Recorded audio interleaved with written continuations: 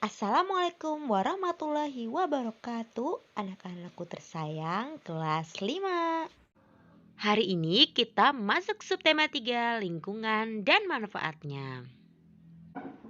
Pembelajaran 3. Baik anak-anak, kita mulai pembelajaran hari ini. Nah, Indonesia itu merupakan negara maritim. Negara maritim adalah negara yang memiliki perairan yang luas. Hampir 2/3 wilayah di Indonesia merupakan lautan. Nah, antara pulau yang satu dengan pulau yang lain itu disatukan oleh laut.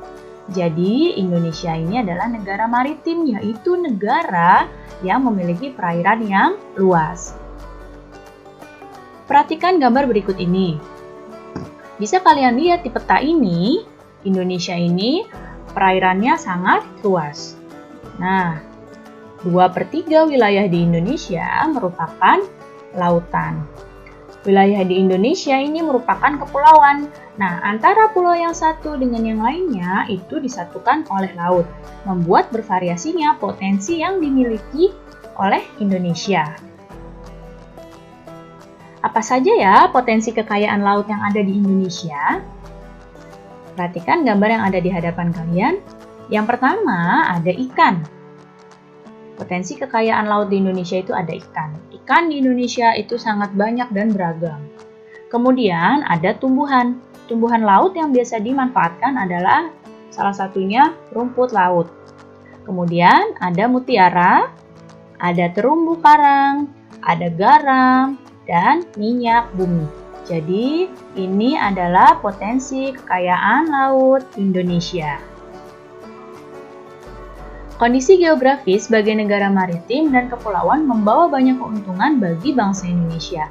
Banyak jenis pekerjaan yang bisa diusahakan untuk menunjang kehidupan masyarakat di Indonesia melalui kekayaan laut. Apa saja ya jenis pekerjaan yang memanfaatkan sumber daya laut? Yang pertama ada nelayan. Kemudian pedagang. Pedagang ini orang-orang yang salah satunya yang menjual hasil laut dari para nelayan ini. Kemudian ada petani garam. Kemudian ada petani rumput laut. Ada jasa pelayaran, termasuk di dalamnya ada nahkoda dan anak buah kapal. Kemudian ada budidaya kerang mutiara. Ada usaha pariwisata. Dan ada pertambangan minyak. Ini adalah jenis-jenis pekerjaan yang memanfaatkan sumber daya laut. Contohnya, ada banyak lagi yang lain, tapi yang Ibu masukkan di sini ada beberapa jenis ya. Nah, dampak dari letak dan kondisi geografis bangsa Indonesia sebagai negara maritim. Yang pertama, komunikasi dan interaksi antar penduduk menjadi lebih mudah, baik antar warga Indonesia maupun orang Indonesia dengan warga asing. Kemudian, yang kedua, terjadinya pembauran pencampuran atau peleburan nilai-nilai antar pulau dan antar negara. Namun, dalam pembauran dan pencampuran ini, kita harus berhati-hati apalagi bila terjadinya dengan negara lain. Jangan sampai budaya asli Indonesia itu tergerus oleh budaya luar. Dan malah muncul budaya-budaya baru yang belum tentu sesuai dengan budaya kita. Ini harus berhati-hati. Kemudian yang ketiga, terjadinya perubahan perilaku masyarakat karena pengaruh pola masuknya nilai dan perilaku, baik dari pulau, daerah lain, atau negara lain. Pasti terjadi beberapa perubahan perilaku masyarakat. Kemudian, yang keempat, terjadinya perpindahan ilmu, pengetahuan, dan teknologi. Nah, kalau kita bisa menyerap ilmu pengetahuan dan teknologi ini dengan baik, maka akan berdampak baik pula bagi Indonesia.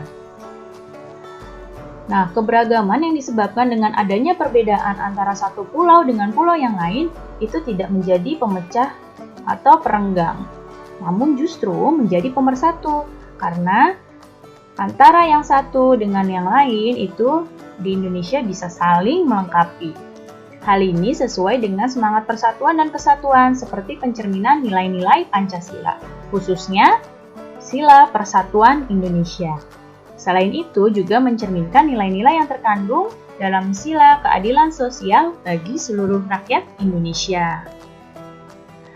Nah, tahukah kamu, meskipun terdiri atas 5 sila, namun Pancasila itu sebenarnya merupakan satu kesatuan yang utuh. Perhatikan contoh berikut ini. Di gambar ada seseorang yang memberikan bantuan kepada warga yang terkena bencana alam. Dalam membantu korban bencana alam ini termasuk pengamalan dari nilai-nilai sila kedua. Nah, namun selain pengamalan sila kedua, perilaku ini juga pengamalan sila ketiga, yaitu Persatuan Indonesia, karena dengan membantu korban bencana, selain mengamalkan kemanusiaan, juga menjaga persatuan yang ada di Indonesia. Jadi, membantu korban bencana alam bukan hanya termasuk sila kedua, tapi juga termasuk pengamalan sila ketiga. Jadi, meskipun nilai-nilai luhur yang berbeda-beda, sila-sila dalam Pancasila merupakan suatu kesatuan yang tidak dapat dipisahkan. Baik, cukup sekian ya penjelasan Ibu kali ini. Mudah-mudahan kalian dapat paham dan mengerti. Sampai bertemu lagi anak-anak semua. Terima kasih. Wassalamualaikum warahmatullahi wabarakatuh.